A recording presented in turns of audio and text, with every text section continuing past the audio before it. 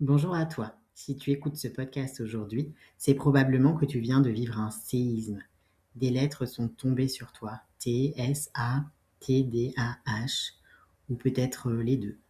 Et c'est arrivé tard, tu es déjà adulte depuis quelques années ou même depuis quelques décennies. Si tu ne me connais pas encore, je suis Sam, thérapeute autiste et TDAH. J'accompagne à distance les personnes neurodivergentes avec des outils énergétiques. Et je crois que la manière la plus puissante de s'aider soi et d'aider les autres, c'est de se libérer de tout ce que l'on porte à l'intérieur de soi et qui ne nous appartient pas. Alors, on ne va pas se mentir, recevoir un diagnostic de neuroatypie à l'âge adulte, c'est souvent un choc. Et ça peut ressembler à une sorte de gâchis énorme, puisqu'on va à ce moment-là regarder en arrière et puis voir toutes ces années d'épuisement, de burn-out, de larmes. On va se demander pourquoi je suis là, pourquoi je suis venue sur cette terre avec ce fonctionnement qui complique tout, et comment j'ai fait pour ne pas comprendre plus tôt que c'était ça qui expliquait ma fatigabilité, mon sentiment de décalage, mon cerveau qui ne s'arrête jamais, mes difficultés, mon mal-être. Alors si tu viens d'avoir les résultats ou si tu es en plein processus de diagnostic et que tu as l'impression que ta vie entière est en train d'être passée au broyeur, c'est tout à fait normal. Je voudrais commencer par te dire quelque chose de très simple. Je comprends ce que tu vis. Je comprends ta souffrance et je suis désolée. Je comprends ce mélange d'émotions qui te submerge, ce mélange de soulagement et d'incompréhension, de colère et de résignation. Peut-être que tu as du mal à mettre des mots sur ce que tu ressens et c'est normal. C'est normal d'avoir envie de hurler, c'est normal d'avoir envie de pleurer, c'est normal aussi de ne pas réagir. Parce qu'on ne se fait pas diagnostiquer à l'âge adulte parce que tout va bien. On se fait diagnostiquer parce qu'on a épuisé son corps, son cerveau, parce qu'on a fait un burn-out neurodivergent, parfois le deuxième, le troisième, et qu'on se retrouve face à un mur.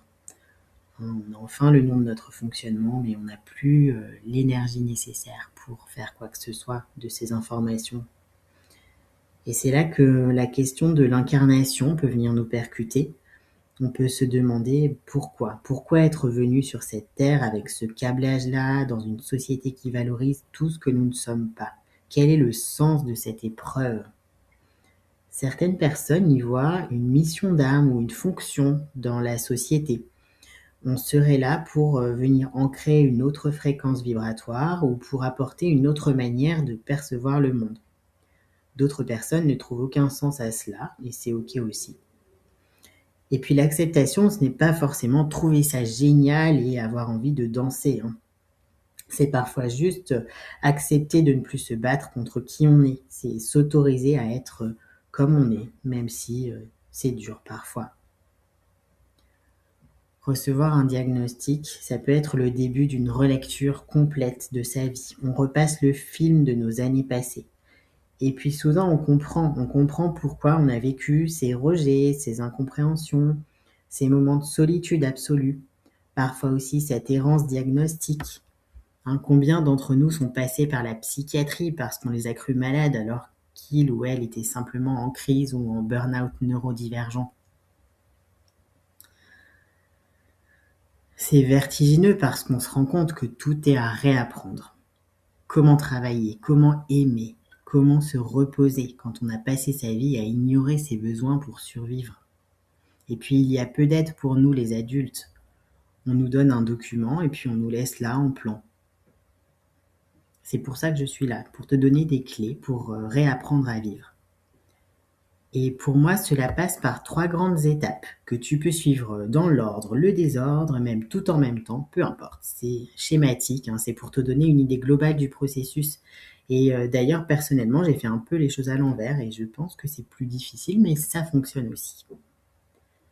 La première étape, c'est d'apprivoiser ton fonctionnement, de comprendre comment tu fonctionnes toi, pas quelqu'un d'autre. Parce que même sur le spectre, chaque personne fonctionne différemment. Chaque personne a ses propres déclencheurs, etc., etc. Donc, comprendre comment tu fonctionnes, c'est à la fois sur le plan neurologique, comprendre ce qui déclenche ton système nerveux, ce qui te soutient, ce qui te ressource, et trouver des stratégies pour pouvoir respecter tes besoins, ton fonctionnement, pour te soutenir au quotidien dans ton fonctionnement propre.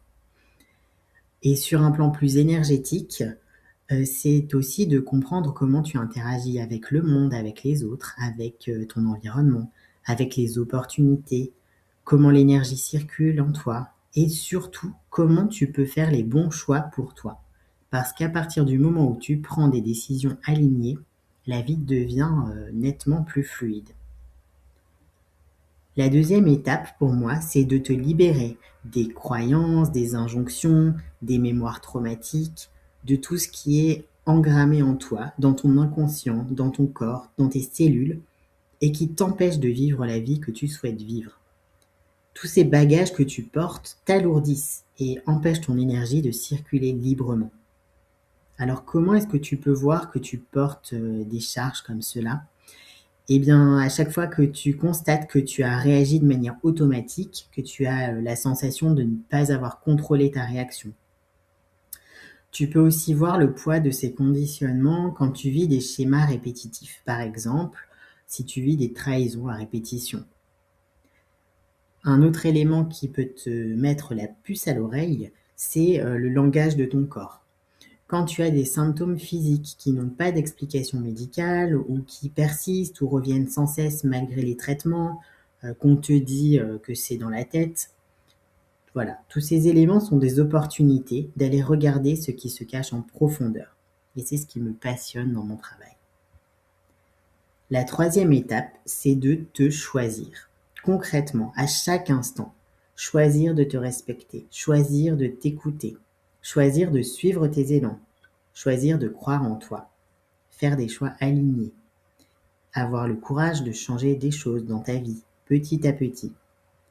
Cette troisième étape se fait assez naturellement parce qu'elle est la suite logique de la seconde.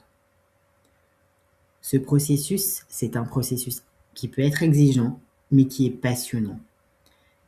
Et ce chemin nous permet de passer du statut, je dirais presque, d'objet défectueux qu'il faut réparer, à souveraine ou souverain de notre propre vie, capable de se respecter et de s'honorer.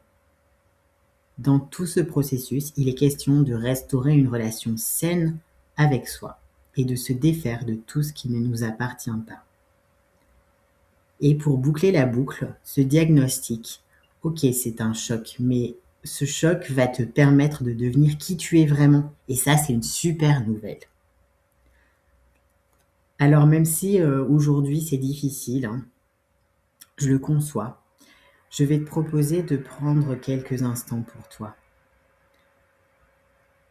Autorise-toi à fermer les yeux. Si le contexte dans lequel tu écoutes cet audio te le permet, bien sûr, hein, ne te mets pas en danger. Si tu le peux, ferme les yeux. Inspire profondément par le nez et expire lentement par la bouche.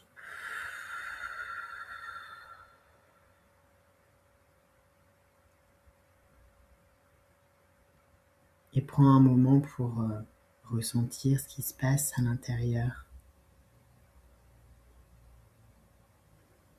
Peut-être que tu peux sentir que ça bouge, des petites tensions, des douleurs, des émotions, peu importe ce qui se passe, observe simplement, ressens. Tu n'es pas seul. Tu es là, ici, avec moi, avec ma voix.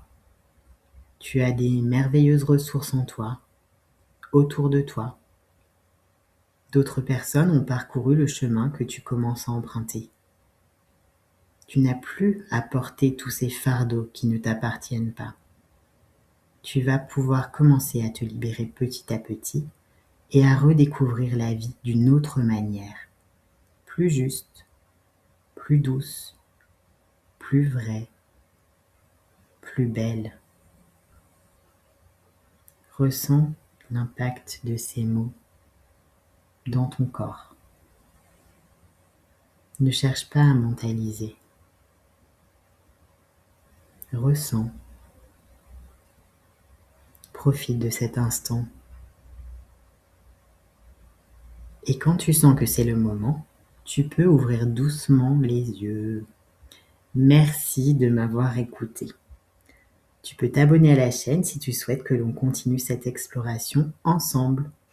En attendant, je t'embrasse et je te dis à bientôt.